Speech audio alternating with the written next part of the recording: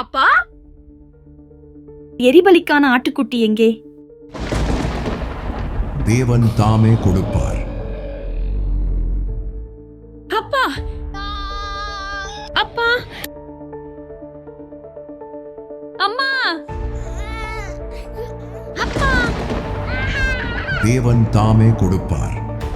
Abraham, Abraham, பையன் மீது கை வைக்காதே.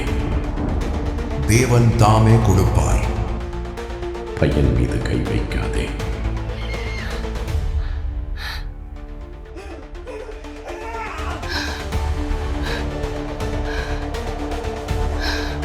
தேவன் தாமே கொடுப்பார்.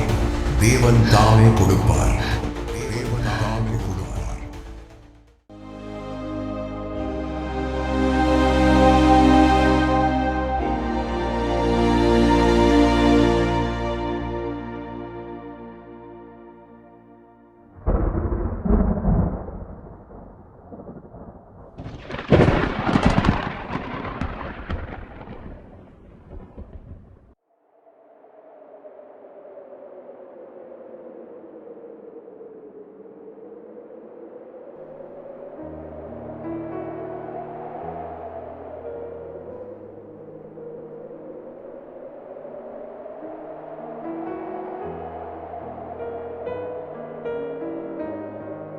ஈசாக்,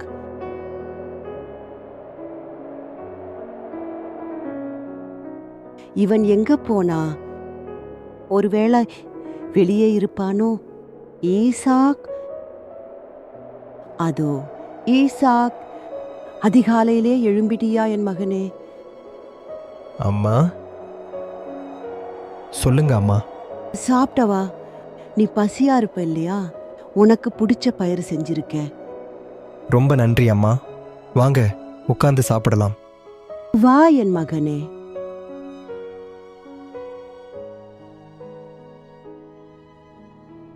நீ என்ன யோசிக்கிற? சாத்தான் என்னை குழப்ப பார்க்கிறான். திரும்ப திரும்ப என்னை பயமுறுத்தும்படி ஒரே கனவு வருது அம்மா. ஆனால் எனக்கு அப்பா சொன்னது ஞாபகம் இருக்குது. கடவுளே கொடுப்பார். நீங்களும் அதேதானே எனக்கு சொல்லி கொடுத்துருக்கீங்க. நம் ஆண்டவர் நல்லவர். கடவுள் உன் அப்பாக்கு நட்சத்திரங்கள் மற்றும் கடல் மணல் போன்ற எண்ண முடியாத சந்ததியினரை தருவேன்னு வாக்குறுதி கொடுத்தார். ஈசாக், நீ அந்த வாக்குறுதியின் குழந்தை. ஆனா சில நேரத்துல நம்ம நம்பிக்கை தூய்மையானதான்னு பார்க்க கடவுள் நம்மை சோதிக்கிறார். நமக்கு ரொம்ப பிடிச்சத கூட நம்ம கடவுளுக்கு கொடுக்க தயாரா இருக்கோமான்னு பார்க்க. உன்னை பலியாக கேட்ட கடவுள் தானே உன்னை எங்களுக்கு கொடுத்தார். உன் அப்பாக்கு தாங்க முடியாத போதும் கூட அவர் கடவுளை முழுமையா நம்பினாரு. வழியே தெரியாத சமயத்துல கூட கடவுள் ஒரு வழியை உருவாக்குவார்னு நம்பினாரு. எனக்கு புரியுதுமா. கடவுள் அப்பாட்ட என்ன கேட்கல, அவர் விசுவாசத்தை கேட்டார். சரியா சொன்ன.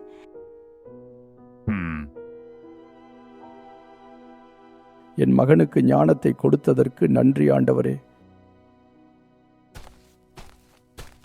அட, உங்க அப்பாவும் வந்துட்டார். சாரா, என் செல்ல மகனே, சாப்பிட்டாச்சா? சாப்பிட்டாச்சுப்பா. ஆண்டுகள் கடந்தன. ஈசாக் வளர்ந்து அவரது பெற்றோருக்கு மகிழ்ச்சியாக இருந்தார்.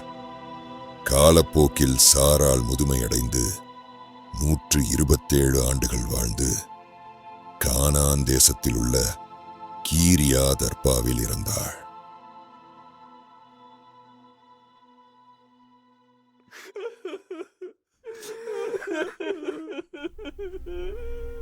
ஆபிரகாம் சாராளை நினைத்து துக்கப்பட்டு அழுதார். பின்பு அவர் எழுந்து போய் ஏத்தியின் வம்சத்தாருடன் பேசினார். நான் உங்களிடையே அந்நியனும் அகதியுமாயிருக்கிறேன். என் வீட்டில் இறந்தாரை நான் அடக்கம் செய்வதற்கான கல்லறை நிலத்தை உங்களுக்குரிய சொத்திலிருந்து எனக்கு விற்றுவிடுங்கள். ஐயா, நீங்க எங்க மத்தியில ஒரு வலிமை மிக்க தலைவரா இருக்கிறீங்க. எங்க கல்லறைகளில் சிறந்த ஒரு கல்லறையில உங்களுடைய வீட்டில இறந்தாரை அடக்கம் செஞ்சுக்கோங்க. உங்க வீட்டில இறந்தாரை உங்களுக்கு சொந்தமான கல்லறையில நீங்க அடக்கம் செய்ய எங்கள்ல யாரும் தடுக்க மாட்டோம்.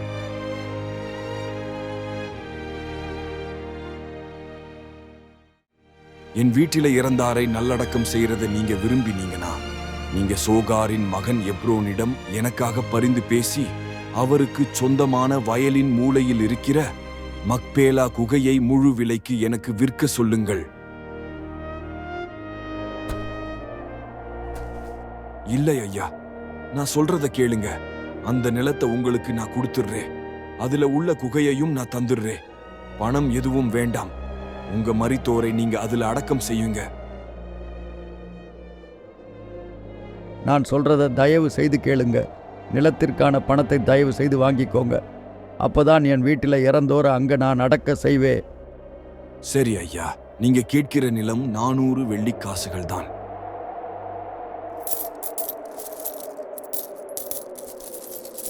நன்றி எபிரோனே, நன்றி. இந்தாங்க 400 வெள்ளிக்காசுகள். போதும் ஈசாக், உன் மனதை திடப்படுத்து. உன் அம்மா நீ இப்படி அழுவதை விரும்ப மாட்டா. அம்மாவை நாம் திரும்ப பார்ப்போமாப்பா. நம் கடவுள் மீது நம்பிக்கை வை மகனே. உயிர்ப்பு நாளில் அவர் எழுப்புவார். இப்ப எழும்பு, நேரமாகிருச்சு உன் அம்மாவை அடக்கம் செய்ய. வாங்கப்பா. இன்னும் சில ஆண்டுகள் கடந்தன. அப்பொழுது ஆபிரகாம் வயது முதிர்ந்தவராயிருந்தார். எலியேசர், எலியேசர். இதோ வர்றே ஐயா.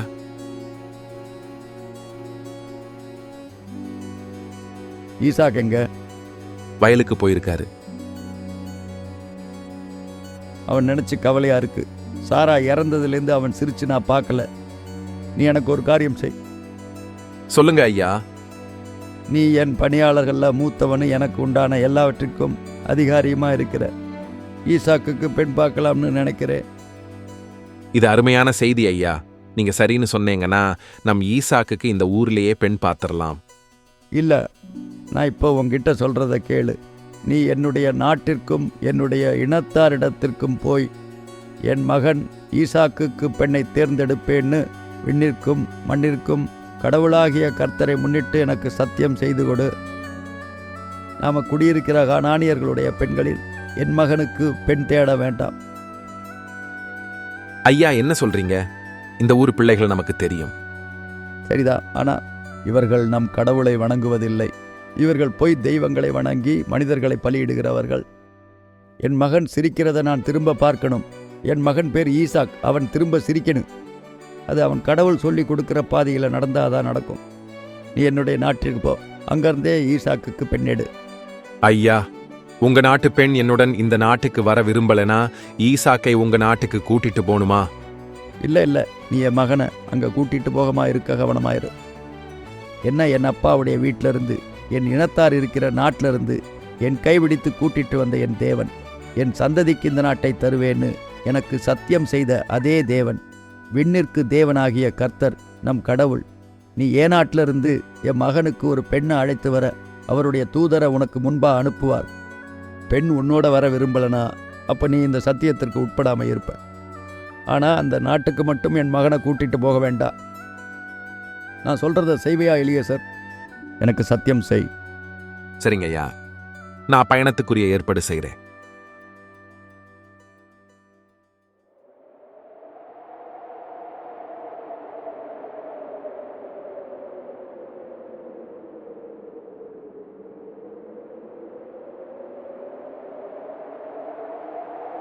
ஒட்டகத்து மேல சாமா ஏத்துங்க.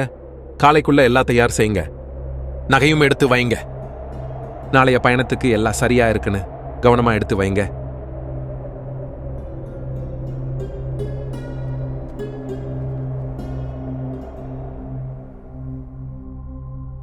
ஆண்டவரே, இந்த பயணத்துல என் தலைவருக்கு ஜெயம் தாங்க.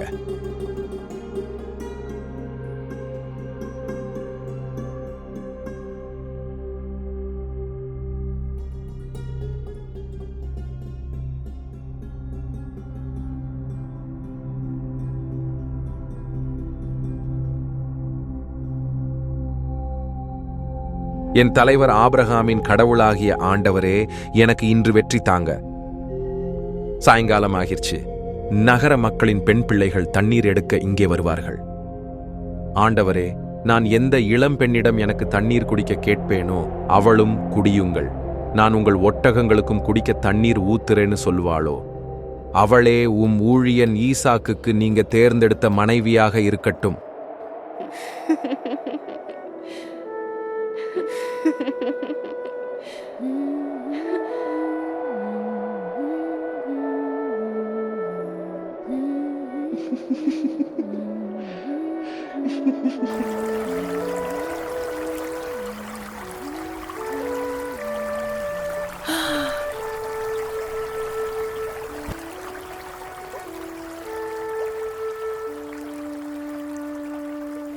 என் மகளே, உனக்கு சமாதானம்.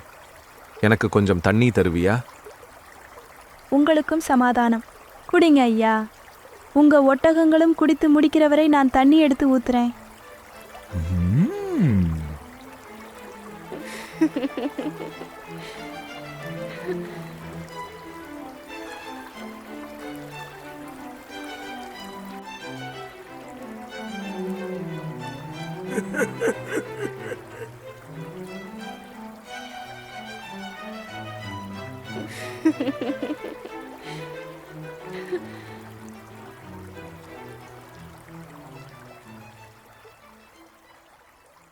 மகளே, இங்க வா. இந்தா, இத வாங்கிக்கோ. இதையும் வாங்கிக்கோ. நன்றி ஐயா.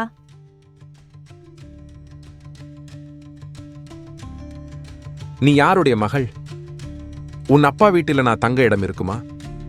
நான் பெத்துவேலின் மகள். நான் நாகோர் மற்றும் மில்காவின் பேத்தி. என் பெயர் ரெபேக்கா. எங்க வீட்டில வைக்கோலும் தீவனமும் நிறையா இருக்கு. நீங்க தங்கவும் இடம் இருக்கு. என் தலைவர் ஆபிரகாமின் கடவுளாகிய ஆண்டவர் போற்றி. என் தலைவருக்கு அவர் காட்டின பேரன்பையும் உண்மையையும் விட்டு விலகவில்லை. என் தலைவரின் மகனுக்கு ஏற்ற பெண்ணிடம் கர்த்தர் என்னை வழி நடத்தியிருக்கிறார்.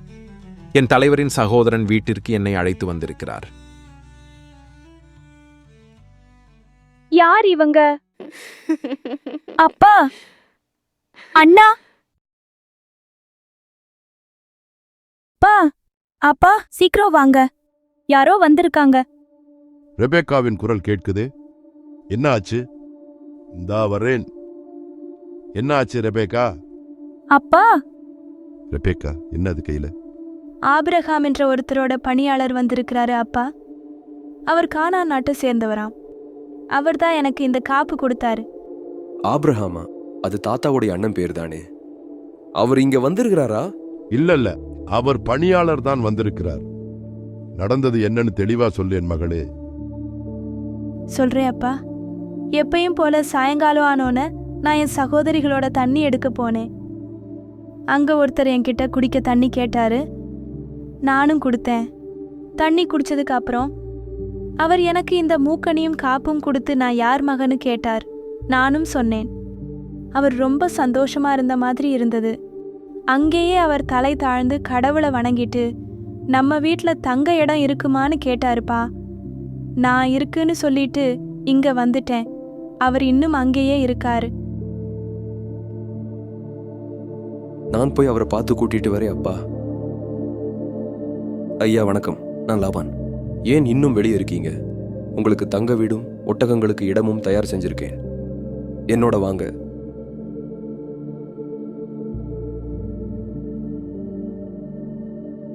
சாப்பிடுங்க ஐயா. இல்ல, நான் வந்த காரியத்தை பத்தி சொல்றதுக்கு முன்னாடி நான் சாப்பிட மாட்டேன். சொல்லுங்க ஐயா. நான் ஆபிரகாமின் பணியாளன். ஆண்டவர் என் எஜமான சிறப்பா ஆசீர்வதிச்சு அவரை செல்வராக்கி இருக்கிறார். மேலும் என் தலைவரின் மனைவி சாரா வயது முதிர்ந்த காலத்தில அவருக்கு ஒரு மகனை பெற்றெடுத்தார். அவரும் அவனுக்கு அவருக்குரிய எல்லாத்தையும் கொடுத்திருக்கிறார். நாங்க வாழ்ந்து வரும் கானான் நாட்டுல அவர் மகனுக்கு பெண் எடுக்க வேண்டான்னு சொல்லி அவர் அப்பா வீட்டார்கிட்டையும் அவர் இனத்தார்கிட்ட போய் அவர் மகனுக்கு பெண் கொள்ள என்ன அனுப்பியிருக்காரு. நான் பெண் என்னோட வர விருப்பப்படலைன்னு கேட்டேன். அதுக்கு அவர் ஆண்டவர் எனக்கு துணை இருப்பார்னு சொல்லி என்னை இங்க அனுப்பி வச்சிட்டாரு. இன்னைக்கு நான் அந்த நீரூற்றுகிட்ட வந்தவுடன் என் தலைவர் ஆபிரகாமின் கடவுளாகிய ஆண்டவரே, இங்க தண்ணீர் எடுக்க வரும் இளம் பெண்ணிடம் நான் குடிக்க எனக்கு கொஞ்சம் தண்ணீர் தான்னு கேட்பே. அவள் குடிங்க, உங்க ஒட்டகங்களுக்கும் தண்ணீர் ஊத்துறேன்னு பதில் சொன்னா. அவளே என் தலைவரின் மகனுக்கு ஆண்டவரால் தேர்ந்தெடுக்கப்பட்டவள்னு என் மனசுல சொல்லி முடிக்கிறதுக்குள்ள இதோ ரெபேக்கா குடத்தோட அங்க வந்தா. நான் என் மனசுல ஆண்டவர்கிட்ட சொன்ன மாதிரியே எல்லாம் நடந்தது. நான் ரெபேக்கா கிட்ட அவள் குடும்பத்தை பத்தி விசாரிச்சேன். அவள் யாருன்னு எனக்கு தெரிஞ்ச உடனே நான் ஆண்டவரை போற்றி புகழ்ந்தேன். ஏன்னா ஆண்டவர் என் தலைவருடைய சகோதரரின் மகளையே அவருடைய மகனுக்காக பெண் பேச வர்ற மாதிரி நேர் வழியில ஆண்டவர் என்ன வழி நடத்திருக்கிறாரு. இப்ப நீங்க என் தலைவருக்கு அன்பும் நம்பிக்கையும் காட்டுவீங்களா இல்லையா எனக்கு சொல்லுங்க. அதுக்கு ஏத்த மாதிரி நான் செய்றேன். இந்த விஷயம் ஆண்டவரால நிகழ்ந்திருக்கு. நாங்க உங்ககிட்ட இதுக்கு சாதகமாவோ பாதகமாவோ ஒன்றும் சொல்லக்கூடாது. இதோ ரெபேக்கா உங்க முன்னாடி இருக்கா. ஆண்டவர் சொன்னபடியே அவள் உங்க தலைவருடைய மகனுக்கு மனைவியாகும்படி கூட்டிக் கொண்டு போங்க. ஆண்டவர் போற்ற பெறுவாராக. ரெபேக்கா, இத வாங்கிக்கோ.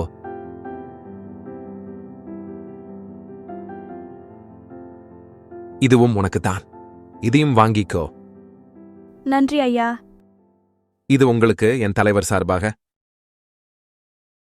இந்தாங்க தம்பி, இது உங்களுக்கு.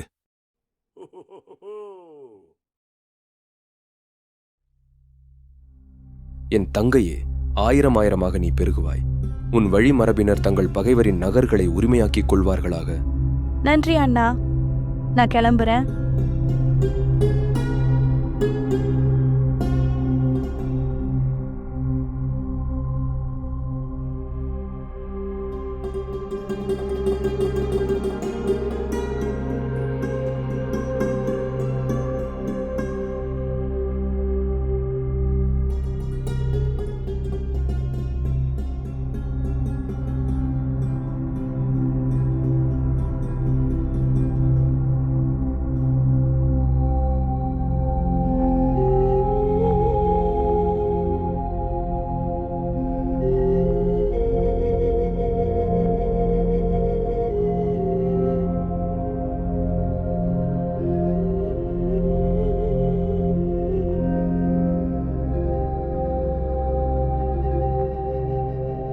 அதோ அங்க வயல்ல நம்மளை சந்திக்க வர்றவர் யாரு? அதுதான் என் தலைவர் ஈசாக்.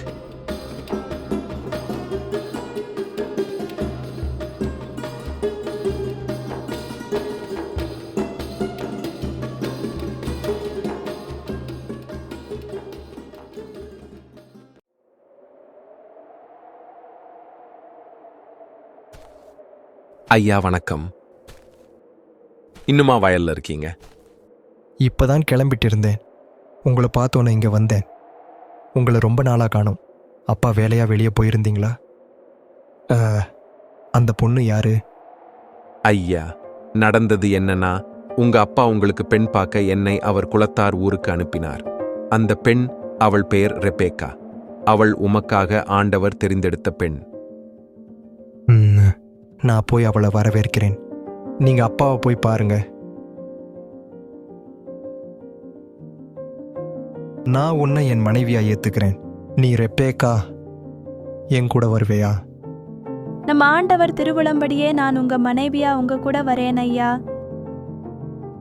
என்ன ஈசாக்குன்னு கூப்பிட்டு வா, போகலாம்.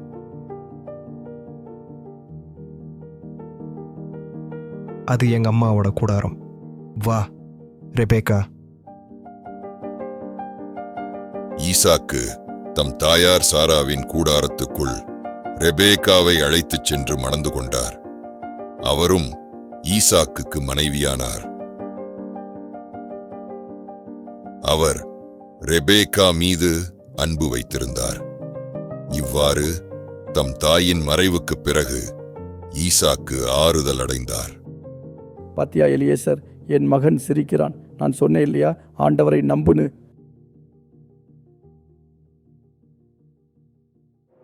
ஆண்டுகள் கடந்தன.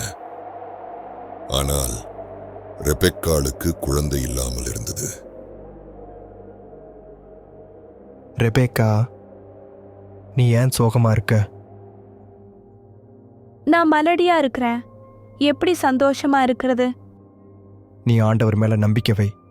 அவரால் முடியாத காரியம் ஒண்ணுமில்ல. ஆண்டவர் தருவார். அவர் கண்டிப்பா தருவார். நாம ஜெபிப்போம்.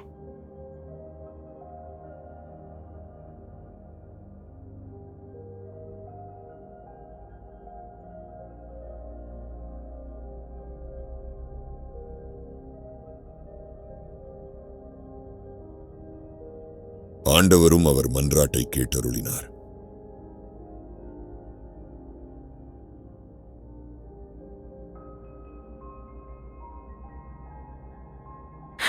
ஆனால் அவருடைய கருப்பையில் இருந்த புதல்வர்கள் தங்களுக்குள் முட்டி மோதிக்கொண்டனர்.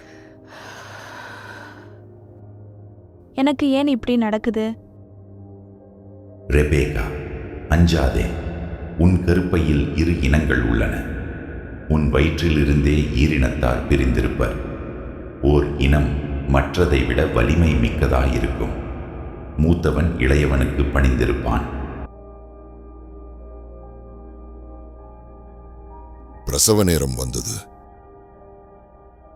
ரெபெக்கா 2 குழந்தைகளை பெற்றெடுத்தாள். 2ஆம் பிள்ளை தன் சகோதரனின் குதிங்காலை கையால் பற்றிக் கொண்டு வெளிவந்தான்.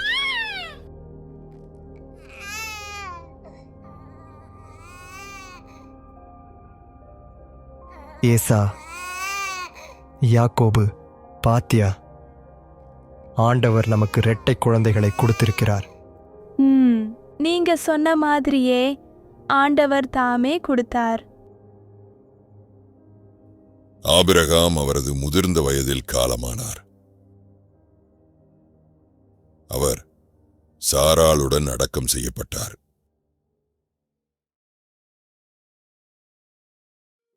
ஆண்டுகள் கடந்தன. பிள்ளைகளும் வளர்ந்தன. நாட்டில் பஞ்சம் ஏற்பட்டது.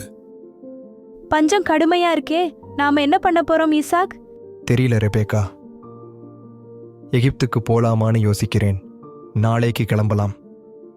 ஆண்டவர்கிட்ட ஜெபிப்போம். நீ எகிப்துக்கு போகாதே. நான் உனக்கு சொல்லும் தேசத்தில் குடியிரு. நான் உன்னோட கூட இருந்து உன்னை ஆசீர்வதித்து உனக்கும் உன் சந்ததிக்கும் இந்த தேசங்கள் யாவையும் தருவேன். உன் தந்தை ஆபிரகாமுக்கு நான் இட்ட ஆணையை நிறைவேற்றுவேன். ரெபேக்கா, ரெபேக்கா, நாம எகிப்துக்கு போகல, கேரார்ல தங்குறோம். சீக்கிரம் கிளம்பு.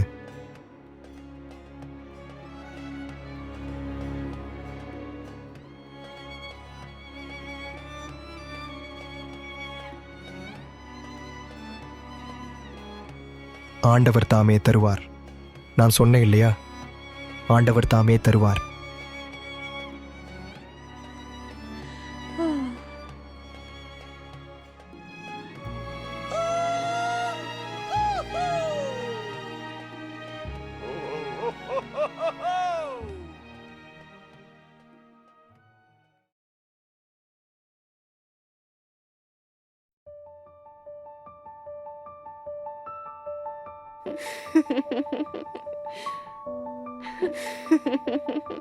ஆஹா, இந்த பெண் ரொம்ப அழகா இருக்காளே.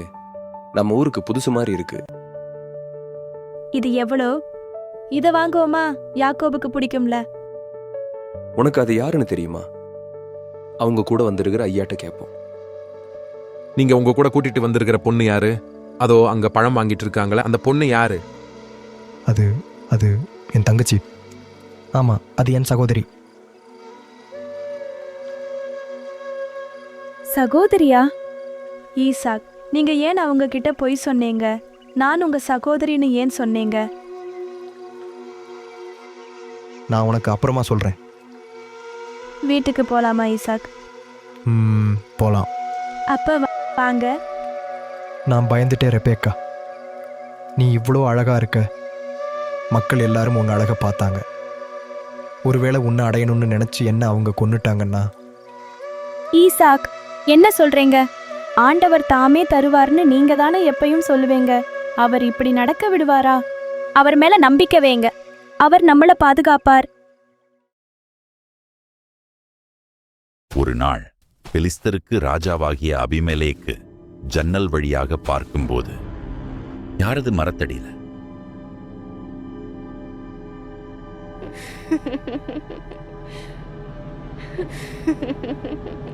என்ன நடக்குது அங்க? அது ஈசாக் தானே? ரெபேக்கா அவன் தங்கைன்னு தானே சொன்னான். வீரர்களே, அவனை இங்க கூட்டிட்டு வாங்க. யாரது?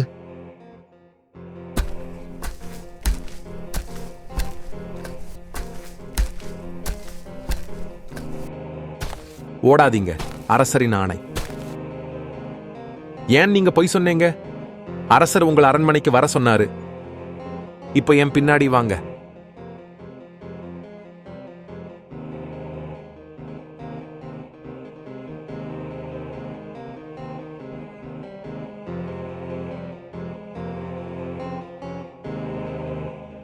ஈசாக், ஏன் இங்க கூப்பிட்டு இருக்காங்க?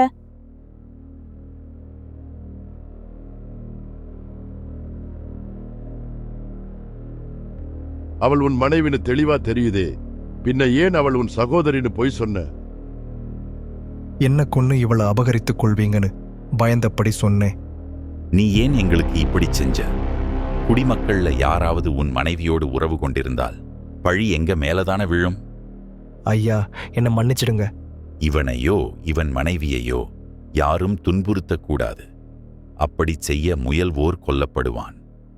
இது என் ஆணை.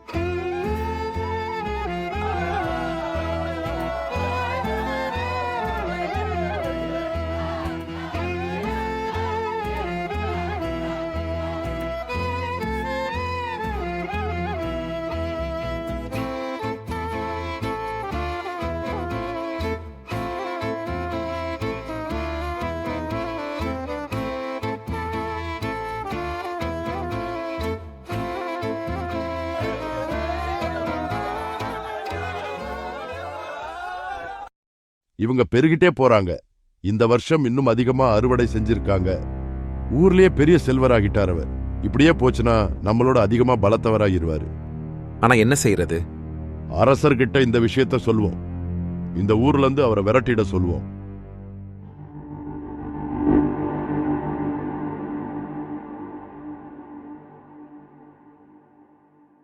அரசே, ஈசாக்கு உங்களை விட அதிகாரம் பெற்றவராயிருக்கிறார். அவர் இனி கேரார்ல இருக்கிறது நல்லதில்ல. ஈசாக்கை என்னிடம் கொண்டு வாருங்கள். அரசரே, நீங்க என்ன வர சொன்னீங்களா? எங்களை விட மிகவும் பலத்தவனாகிட்ட. நீ எங்களை விட்டு போய்விடு.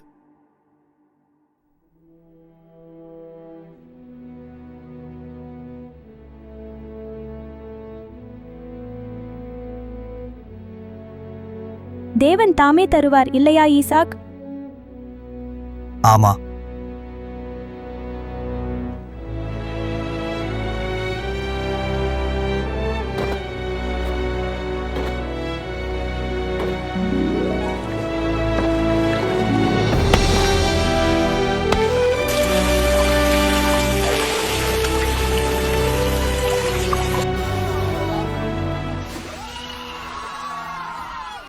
இவங்க எங்க போனாலும் செழிக்கிறாங்களே. வாங்க, அந்த கிணறை நமக்கு சொந்தமாக்கிப்போ. இது எங்க இடம், இது எங்க நாடு, இது எங்க தண்ணி. இந்த இடத்தை விட்டு போங்க.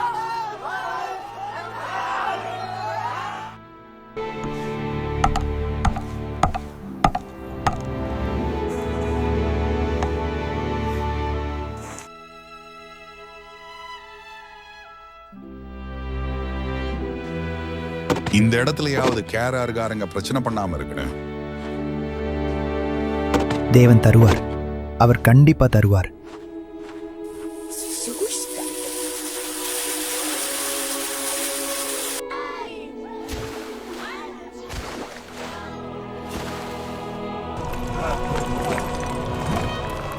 இது எங்க இடம், இது எங்க தண்ணி. ஆனா கிணறு நாங்க தானே தோண்டும். இது எங்க தண்ணி. இந்த இடத்தை விட்டு போங்க. ஏன் இவங்க நம்மள தொடர்ந்து வராங்க? நாம இவங்களுக்கு என்ன கெடுதி செஞ்சோம்? ரெபேக்கா, மனசு தளராத. நாம வேற இடத்துல கிணறு வெட்டுவோம்.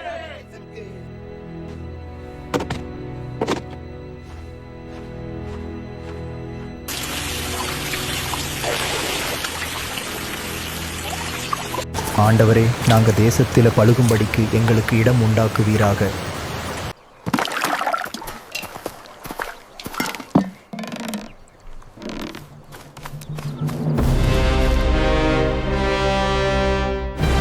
கேரார்காரங்க இப்ப பிரச்சனை பண்றதில்ல. கடவுளுக்கு நன்றி.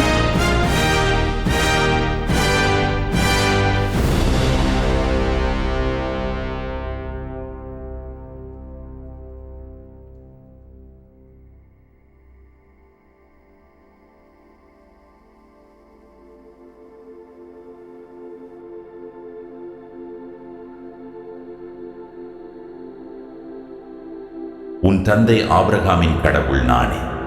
அஞ்சாதே, ஏனெனில் நான் உன்னோடு இருக்கிறேன். உனக்கு ஆசி வழங்கி என் ஊழியன் ஆபிரகாமின் பொருட்டு உனது வழிமரபை பெருகச் செய்வேன்.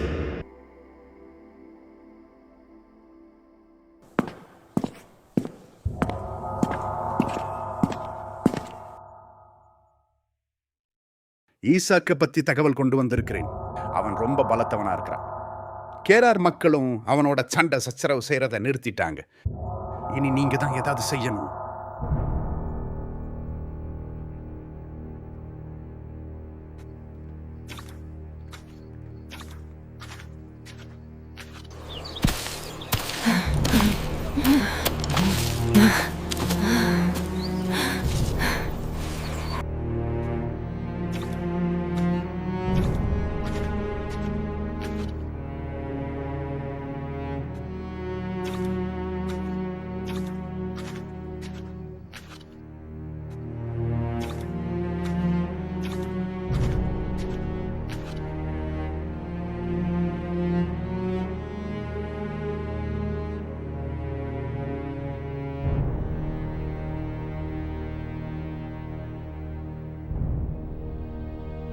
அரசரே இங்க வந்திருக்காரு. இப்போ என்ன நடந்ததுன்னு தெரியலையே. ஈசாக், பயப்பட வேண்டாம். நாங்க பிரச்சனை பண்ண வரல. என்ன வெறுத்து உங்ககிட்ட இருந்து விரட்டிட்டு இப்போ ஏன் வந்திருக்கீங்க? ஆண்டவர் உன் கூட இருக்கிறாருன்னு தெளிவாக பார்த்தோம். அதனால உன்னோட ஒரு உடன்படிக்கை செய்து கொள்ள வந்தோம். நாங்க உன்னை துன்புறுத்தல, நீயும் எங்களை துன்புறுத்த மாட்டேன்னு எனக்கு வாக்குறுதி செய். நாங்க உன்னை சமாதானத்தோடு தான் வெளியே அனுப்பினோம். ஆண்டவர் உன்னை ஆசீர்வதிக்கிறார்னு எங்களுக்கு இப்போ தெளிவாகிவிட்டது.